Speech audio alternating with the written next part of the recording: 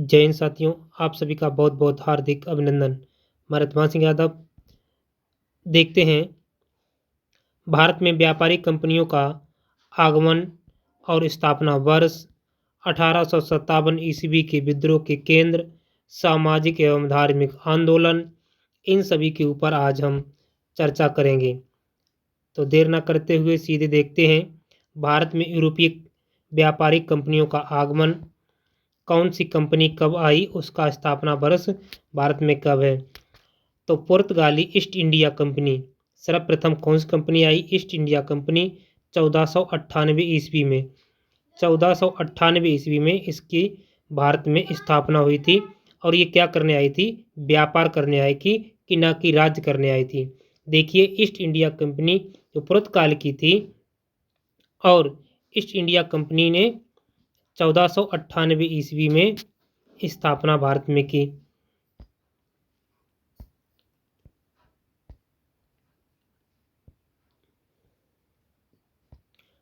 उसके बाद अंग्रेजी ईस्ट इंडिया कंपनी जो 1600 ईस्वी में भारत में आई। और इसकी स्थापना वर्ष कब है? जो कंपनी जब आई उसी की स्थापना वर्ष तभी है। ठीक है। तो अंग्रेजी की जो ईस्ट इंडिया कंपनी थी, इसने भी व्यापार करने के लिए भारत में आई, परंतु व्यापार करते करते इसने एक छत्र राज्य स्थापित कर लिया भारत में। पता ही होगा किस प्रकार अंग्रेजों ने भारत पर अपनी पकड़ बनाई और भारत में 200 साल तक उन्होंने राज्य किया, जिसमें बहुत कुछ भारत से लूट लूट करके वो अपने देश को चले गए। और ऐसे नहीं गए, वो तो सबको अवगत है। आगे है डच ईस्ट इंडिया कंपनी 1602 ईस्वी में स्थापना इसकी हुई भारत में। उसके बाद डेनिश ईस्ट इंडिया कंपनी 1616 ईस्वी में स्थापना वर्ष है। फ्रांसीसी ईस्ट इंडिया कंपनी 1664 ईस्वी में। स्वीडिश ईस्ट इंडिया कंपनी 1731 ईस्वी में भारत में इसकी स्थापना हुई। तो इस प्रकार से ये 6 कंपनियां हैं। पहली है पुर्तगाली ईस्ट इंडिया कंपनी, जिसका स्थापना वर्ष है 1498। फिर उसके बाद अंग्रेजी ईस्ट इंडिया कंपनी आई, जिसकी स्थापना वर्ष है 1600 ईस्वी। उसके बाद डच ईस्ट इंडिया कंपनी 1602 ईस्वी में। उसके बाद डेनिश ईस्ट इंडिया कंपनी 1616 ईस्वी में। फ्रांसीसी ईस्ट इंडिया कंपनी 1664 ईस्वी में। स्वीडिश ईस्ट इंडिया कंपनी 1731 ईस्वी में भारत में इसकी स्थापना वर्ष हुई। तो किसी प्रकार से कब पूछा जा सकता है कि भारत में अंग्रेजी ईस्ट इंडिया कंपनी की स्थापना कब हुई थी, डेनिश ईस्ट इंडिया कंपनी की स्थापना कब हुई थी, पुर्तगाली ईस्ट इंडिया कंपनी की स्थापना कब हुई, या स्थापना वर्ष बताइए, डच ईस्ट इंडिया कंपनी का स्थापना वर्ष बताइए भारत में। तो इस प्रकार से क्वेश्चन बनेंगे। आगे देखिए, भारत में 1897 ईस्वी का जो विद्रोह हुआ था, 1897 ईस्वी, उस विद्रोह में कौन कौन से मुख्य केंद्र बने, उसमें भारतीय नायक कौन थे और उन विद्रोह को दबाने वाले अधिकारी कौन थे। और वो अधिकारी ब्रिटिश अधिकारी थे जिन्होंने विद्रोह को दबाया था। देखिए, जो 1897 ईस्वी में केंद्र बना था विद्रोह का दिल्ली, तो दिल्ली जो भारतीय नायक थे बहादुर शाह जफर वक्त का सैन्य का नेतृत्व किया था उन्होंने। पहला विद्रोह ठाना था इन्होंने दिल्ली में, जिसका विद्रोह दबाने वाले अधिकारी थे निकलसन एवं हडसन। ये अंग्रेज अधिकारी थे, इन्होंने इस विद्रोह को दबाया था जो दिल्ली में विद्रोह का था 1897 में बहादुर शाह जफर वस्त खां के सैन्य के नेतृत्व में किया गया था। और इसके दबाने वाले अधिकारी थे, या क्वेश्चन ऐसे भी पूछा जा सकता है कि 1897 ईस्वी में जो दिल्ली में विद्रोह हुआ था उससे दबाने वाला अधिकारी कौन था, या ब्रिटिश अधिकारी कौन था। तो निकलसन एवं हडसन। आगे है कानपुर। कानपुर का जो केंद्र बना विद्रोह का, उसमें भाग लिया नाना साहब तात्या टोपे ने। इनके नेतृत्व में ये चला। इसको दबाने वाले कैपवेल था अधिकारी। कानपुर में जो विद्रोह हुआ था उसके दबाने वाले अधिकारी कौन थे? कैपवेल। क्वेश्चन पूछेगा कि कानपुर का विद्रोह किसने किया था, किसने ठाना था? तो नाना साहब और तात्या टोपे उसमें शामिल थे। आगे लखनऊ। लखनऊ का 1897 का विद्रोह किसने किया था? बेगम हजरत महल ने। इसे भी कैपवेल ने दबाने की कोशिश की थी।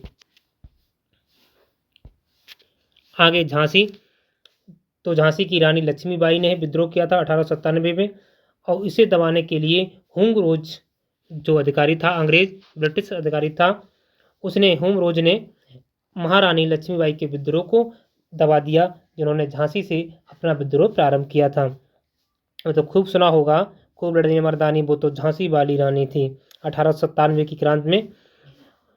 अगला है इलाहाबाद का जो विद्रोह हुआ था 1897 में, और लियाकत अली, तो इसका विद्रोह दबाने के लिए कर्नल नील ने इसका विद्रोह दबाया था। आगे हैं जगदीशपुर में जो विद्रोह हुआ था 1897 में, उसमें भारतीय नायक थे कुंवर सिंह, और जो अधिकारी जिसने विद्रोह को दबाने वाला विलियम टेलर एवं विंसेंट आयर था विंसेंट आयर था, जिसने जगदीशपुर में जो विद्रोह हुआ था, और उस विद्रोह का नेतृत्व कुंवर सिंह ने किया था। आगे बरेली, खान बहादुर खां, इसके दबाने के लिए अधिकारी नहीं थे। फैजाबाद मौलवी अब्दुल्ला खां, उसके बाद फतेहपुर अजीमुल्ला, जिसे जनरल रेनल्ड ने विद्रोह को दबाया था। आगे हेडिंग है सामाजिक एवं धार्मिक सुधार आंदोलन क्या क्या हुए, देखते हैं। पहला पॉइंट है राजा राममोहन राय को भारतीय पुनर्जागरण का जनक कहा जाता है। पहला ही पॉइंट पकड़ लीजिए, बहुत ही महत्वपूर्ण, राजा राममोहन राय को भारतीय पुनर्जागरण का जनक कहा जाता है। अगला पॉइंट है राजा राममोहन राय ने कोलकाता में वेदांत कॉलेज तथा डेविड हेयर के साथ मिलकर हिंदू कॉलेज की स्थापना की। राजा राममोहन दूसरा काम क्या किया, कलकत्ता में वेदांत कॉलेज तथा डेविड हेयर के साथ मिलकर हिंदू कॉलेज की स्थापना की। अगला पॉइंट है ब्रह्म समाज की स्थापना 1828 ईस्वी में राजा राममोहन राय ने की। पूछेगा कि ब्रह्म समाज की स्थापना किसने की, राजा राममोहन राय ने। कब की, 1828 ईस्वी में। ब्रह्म समाज में विभाजित के बाद केशव चंद्र सेन ने 1866 ईस्वी में आदि ब्रह्म समाज की स्थापना की। तो केशव चंद्र ने किसकी स्थापना की, आदि ब्रह्म समाज की स्थापना की, और कब की, 1866 ईस्वी में। अगला पॉइंट है यंग बंगाल आंदोलन के प्रवर्तक Henry Vivian Derozio Hindu college के प्राध्यापक थे। जो यंग बंगाल आंदोलन के प्रवर्तक हेनरी विवियन डेरोजियो जो थे, वो हिंदू कॉलेज के प्राध्यापक थे। अगला पॉइंट है प्रार्थना समाज की स्थापना आत्माराम पांडुरंग ने बम्बई में की थी। पूछेगा कि प्रार्थना समाज की स्थापना किसने की, तो आत्माराम पांडुरंग ने कहाँ की थी, मुंबई में। अगला है